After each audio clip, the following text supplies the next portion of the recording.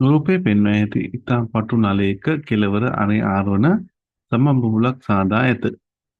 පසුව බුබුලේ අරය 2.6 දක්වා ඉහළ නංවා ගැනීමට තවත් වාතයේ සම්මෝෂ්ඨ ලෙස බුබුලු තුළ පිබිදෙන ලදී. පහත සලකා බලන්න. බුබුලු තුළ පීඩනය වැඩි වේ.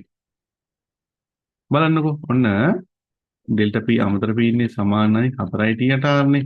ඒතර r වැඩි වෙනවා කියන්නේ ඩෙල්ටා P අඩු වෙනවා. එහෙනම් බුබුලු තුළ පීඩනය වැඩි වේ කියන කතාව වැරදි.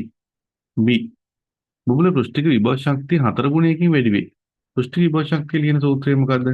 AT කියන සූත්‍රය. එතකොට අරේ දෙගුණයක් වෙනකොට වර්ගඵලය 4 ගුණයක් වෙනව නේද? ඒ පයි r වර්ගයනේ.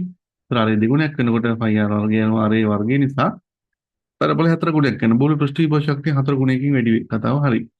බුබුලේ පරිමාව 4 ගුණයකින් වැඩි වේ. පරිමාව ගත්තොත් 8 ගුණයක් වෙනවා. මොකද පරිමාව ලියන්නේ 3න් 4යි පයි r ගානේ. r ගානේ කොහම දෙගුණයක් වුණොත් දෙකේ ගානේ 8ක් නේ 8 ගුණයක් වෙනවා. බුබුලේ පරිමාව 4 ගුණයකින් වැඩි වෙන කියන වැරදි. එහෙනම් B පමණක් සත්‍ය උත්තරේ හරියන්න ඕනේ. අංක 2.